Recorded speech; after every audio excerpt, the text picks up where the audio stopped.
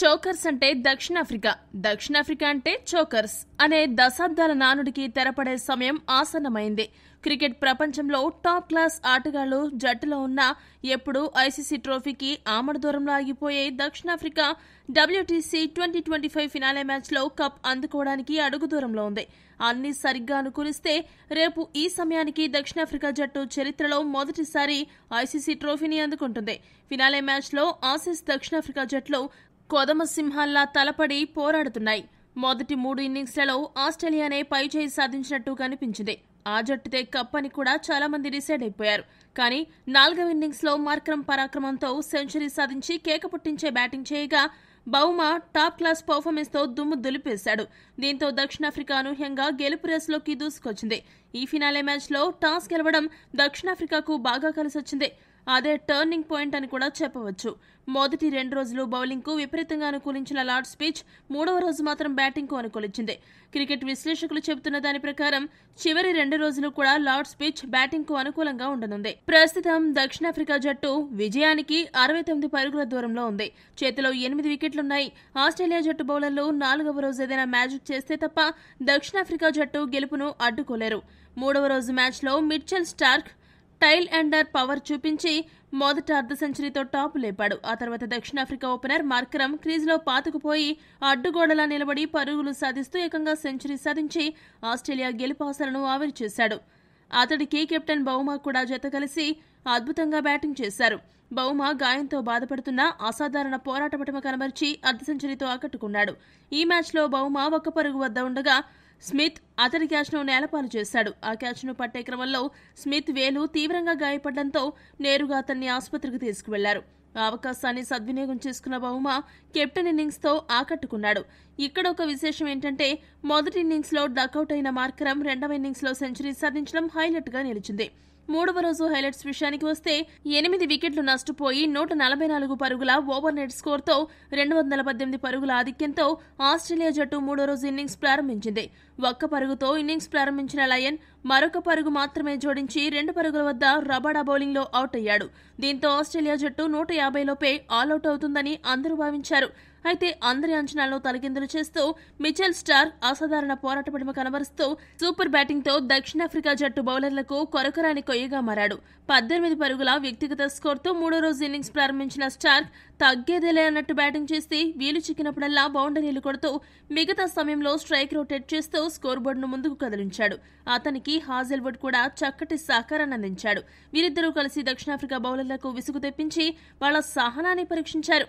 ఇదే క్రమంలో Mitchell Starc ఏకంగా అర్ధ సెంచరీ సాధించాడు. వీరిద్దరూ కలిసి 10వ వికెట్కు 59 పరుగుల భారీ భాగస్వామ్యాన్ని నెలకొల్పారు. ఈ ఇద్దరు టైలెండర్లు ఈ రేంజ్లో ఆడతారని ఎవరూ ఊహించి ఉండరు. ముఖ్యంగా స్టార్క్ తన బ్యాటింగ్తో స్టార్ ఆఫ్ ది ఫినాలేగా మారిపోయాడు. ఇక 17 పరుగుల వద్ద మార్కరం బౌలింగ్లో హాజెల్వుడ్ అవుట్ అవ్వడంతో ఆస్ట్రేలియా ఇన్నింగ్స్కు తెరపడింది. మిచెల్ స్టార్క్ మాత్రం 58 పరుగులతో చివరి వరకు అజేయంగా నిలిచాడు. ఇక్కడొక ఆసక్తికర విషయం ఏంటంటే 73 పరుగులకే 7 వికెట్లు కోల్పోయిన ఆస్ట్రేలియా జట్టు ఆ తర్వాత ఏకంగా 207 పరుగుల వరకు స్కోరును తీసుకుని వెళ్లి ఆల్అవుట్ అయ్యి అబ్బురపరిచింది. ఆస్ట్రేలియా ఎందుకు స్పెషల్ అనే విషయాన్ని నిరూపించింది. 2వ ఇన్నింగ్స్ ముగిసే సమయానికి ఆస్ట్రేలియా 207 పరుగుల వద్ద ఆల్అవుట్ అయ్యి 282 పరుగుల లక్ష్యాన్ని దక్షిణాఫ్రికా ముందుంచింది. ఈ మ్యాచ్లో కొన్ని ఊహించని రికార్డులు నమోదయ్యాయి. WTC ఫైనల్స్ చరిత్రలో అత్యధిక బంతులు ఎదుర్కొన్న బ్యాటర్గా మిచెల్ స్టార్క్ రికార్డు నెలకొల్పాడు. 9 లేదా అంతకంటే కింది స్థానంలో బ్యాటింగ్కు వచ్చి ఒక దేశంలో అత్యధిక సార్లు అర్ధ సెంచరీ చేసిన బ్యాటర్లుగా మిచెల్ స్టార్క్, స్టూవర్ట్ బ్రాడ్ నిలిచారు. వీరిద్దరూ 5 సార్లు ఇంగ్లాండ్ గడ్డపై 9వ స్థానంలో బ్యాటింగ్ కు వచ్చి అర్ధ సెంచరీలు సాధించారు. ఇక టెస్ట్ క్రికెట్ చరిత్రలో 9 లేదా అంతకంటే కింది స్థానాలలో బ్యాటింగ్ కు వచ్చి అత్యధిక అర్ధ సెంచరీలు చేసిన బ్యాటర్ గా స్టార్క్ నిలిచాడు. స్టార్క్ ఇప్పటి వరకు 9 లేదా అంతకంటే కింది స్థానంలో బ్యాటింగ్ కు వచ్చి ఏకంగా 8 సార్లు అర్ధ సెంచరీలు సాధించాడు. అంతేకాకుండా లార్డ్స్ మైదానంలో 10వ వికెట్ కు అత్యధిక భాగస్వామ్యం నెలకొల్పిన జోడీల జాబితాలో స్టార్క్, హాజెల్వుడ్ జోడీ 59 పరుగులతో 5వ స్థానంలో నిలిచింది. టెస్ట్ క్రికెట్ చరిత్రలో 2 జోడీలు మాత్రమే 50 కంటే ఎక్కువ భాగస్వామ్యాన్ని నెలకొల్పాయి. ఆస్ట్రేలియా తరపున స్టార్క్, హాజెల్వుడ్ ఈ మ్యాచ్లో ఆఘనత సాధించగా గతంలో న్యూజిలాండ్ తరపున బీజే వాట్లింగ్, బౌల్ట్ ఈ ఘనత సాధించారు.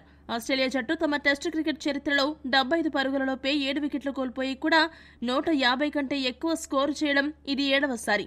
దీనిని బట్టి ఆస్ట్రేలియా ట్రాక్ రికార్డుతో పాటు ప్రెజెంట్ రికార్డు కూడా ఎంత అద్భుతంగా ఉందో అర్థం చేసుకోవచ్చు.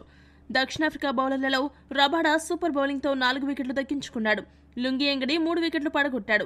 మిగిలిన బౌలర్లలో మార్కో జాన్సన్, ముల్టర్, మార్కరమ్ 1 వికెట్ను తమ ఖాతాలో వేసుకున్నారు. 282 పరుగుల విజయ లక్ష్యంతో రెండో ఇన్నింగ్స్ ప్రారంభించిన దక్షిణాఫ్రికా జట్టుకు ఓపెనర్ ర్యాన్ రికెల్టన్ నిరాశపరిచాడు. కేవలం 6 పరుగులు మాత్రమే చేసిన రికెల్టన్ స్టార్క్ బౌలింగ్లో అవుట్ అయ్యాడు. ఇటువంటి పరిస్థితుల్లో మరో opener Markram, 1 down batter Wiaan Mulder వీరిద్దరూ కలిసి జాగ్రత్తగా బ్యాటింగ్ చేస్తూ రెండవ వికెట్కు 61 పరుగుల కీలక భాగస్వామిని నెలకొల్పి దక్షిణాఫ్రికాకు ఒక మంచి ప్లాట్ఫామ్ సెట్ చేశారు. శుభారంభాన్ని అందించారు. వీరి భాగస్వామ్యం సాఫీగా సాగిపోతున్న తరుణంలో 27 పరుగులు చేసిన ముల్టర్ స్టార్క్ బౌలింగ్లో అవుట్ అయ్యాడు. అలా దక్షిణాఫ్రికా జట్టు కీలక సమయంలో 70 పరుగుల వద్ద 2 వికెట్ను కోల్పోయింది. ఒకవైపు వికెట్లు పడుతున్న opener Markram super batting Australia బౌలర్లను ఎదుర్కొని వీలు చిక్కినప్పుడల్లా పరుగులు రాబడుతూ అర్ధ సెంచరీ సాధించాడు. అతడికి దక్షిణాఫ్రికా కెప్టెన్ టెంబా బౌమా కూడా చక్కటి సహకారాన్ని అందించాడు. ఇద్దరు బ్యాటర్లు ఆ తర్వాత కూడా ఎక్కడా నిగ్రహం కోల్పోకుండా బ్యాటింగ్ చేస్తూ పరుగులు రాబట్టారు. ఇదే క్రమంలో మార్కరమ్ సెంచరీ పూర్తి చేసుకోగా బౌమా అర్ధ సెంచరీ పూర్తి చేసుకున్నాడు. 3వ రోజు ఆట ముగిసే సమయానికి దక్షిణాఫ్రికా జట్టు 2 వికెట్లు నష్టపోయి 213 పరుగుల వద్ద నిలిచింది. మార్కరమ్ 102 పరుగులతో, బౌమా 65 పరుగులతో క్రీజులో ఉన్నారు. ఆస్ట్రేలియా బౌలర్లలో స్టార్క్ 2 వికెట్లు పడగొట్టగా మిగతా బౌలర్ ఎవరూ కూడా వికెట్లు దక్కించుకోలేదు. ప్రస్తుతం ఉన్న పరిస్థితుల్లో దక్షిణాఫ్రికా జట్టు విజయం ఖాయంగా కనిపిస్తుంది. మరి 4వ రోజు ఆస్ట్రేలియా జట్టు బౌలర్లు ఏదైనా అసాధారణ బౌలింగ్ చేసి దక్షిణాఫ్రికానేమైనా అడ్డుకుంటారేమో వేచి చూడాలి. ఈ వీడియో గనక మీకు నచ్చినట్టయితే లైక్, షేర్, కామెంట్ చేయండి. మరిన్ని స్పోర్ట్స్ అప్డేట్స్ కోసం మా ఛానల్ను సబ్స్క్రైబ్ చేసుకోండి.